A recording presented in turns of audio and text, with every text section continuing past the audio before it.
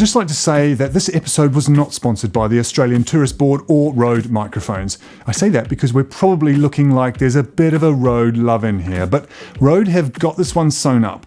The best mics you ought to be considering in terms of quality and value for money as a small creator are all from the Aussies. And before you start thinking, well, he's just saying that because he's an Aussie, I'm not, I'm a Kiwi. What? We're like mortal enemies. Like Canadians and Americans, but 10 times worse. Underarm bowling, look it up, I dare you. But they make great microphones, as much as I hate to admit it. Now, lots of reviews assume that small creators already have that spanking new mirrorless DSLR. And although you might indeed have splashed out on such a camera recently, you might just as easily be starting with the more humble smartphone. So this review is going to tackle both scenarios because we're such a broad church of budding channel creators that you should also be subscribed to, right? Not only that, we've got an extra single category for the best all-in-one camera / microphone option. I won't tell you what that is to build up some suspense. Small hint though, it rhymes with Nofro Nax. Oh, what the hell, it's the GoPro Max. Now, let's start with the swaggering DSLR owners. Well, smartphones work just fine too if you've got the right kit with it. Snob. Coming in at number 3 for DSLRs. It's not a big list, I know, but why bother telling you about the ones that don't work and are no better for more money? Let's just cut to the chase. Number 3, the NTG2 overhead shotgun mic. Why is this number 3? The NTG2 is a really good mic, and this is the most rock solid and dependable of all the setups here. Just leave it up, and when you're ready, just plug it in, and away you go. No batteries to worry about because it uses phantom power, and that it draws power from cameras to a preamp it's plugged into, or you can power it with a battery if you want to, and then use a boom arm and a clamp to get it overhead, and just plug it in, and then you use another preamp to go into your DSLR, and now I've gone cross-eyed.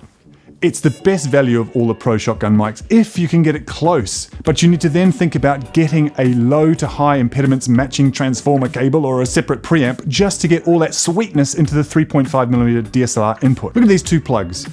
Do they look like they're meant to go together? So fine for some, but unnecessary complication for most small creators. Coming in at number 2, the Rode Video Mic Me. Assuming you have all the right connections for your smartphone, obviously. The Video Mic Me is going to give you dependable audio for selfie style vlogging. This is not much use if you're filming a subject more than a few feet away, so keep in mind that the rule of get the mic close still applies. One downer I've noticed is that with any type of phone case, the lightning connector doesn't quite get that snug click you need to hear to keep it solidly in at all times. Although it works fine, it's loose and will fall out from time to time. If that doesn't matter to you and you're wanting an option that never needs batteries or a charge, this is the super quick and simple option. But coming in at number 1 is the Rode Wireless Go. Look at these little things. I just love them. You need an adapter for your smartphone, so don't just disappear off and buy the Rode Go and come back and say, things not working, Dave.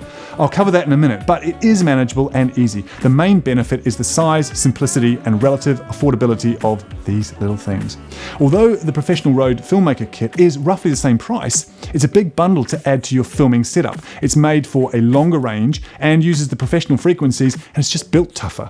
You don't need that for a simple setup like filming yourself. Just turn them on, clip the one with the built-in mic on yourself with the clip outside, or get one of these smart lavs with the correct adapter. You will need some sort of grip or rig for your phone and keep it all in one place, so it's worth mentioning the Ulanzi Rig Pro at this point. There are way more discreet grips or rigs out there, but this one has you feeling confident, and frankly, the phone is going to get dropped at some point when you're using it to film, so a solid frame like this will keep it safe.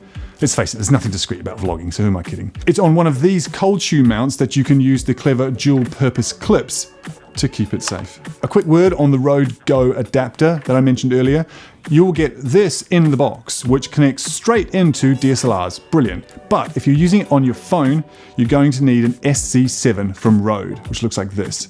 All right, so make sure that you get that at the same time you make your purchase. Otherwise, it won't work. And of course, you'll need a lightning adapter if you're in the Apple world. Now, I'm sure the suspense isn't killing you, but here's the all-in-one category winner, the GoPro Max, the only contender in its class. Video and microphone all-in-one. How the 6 little mics around this sucker actually managed to cut out so much wind and noise and also sound like a shotgun mic at the same time, I can't honestly tell you, but it works. Plus, you've got the standard GoPro look plus a 360 camera all-in-one.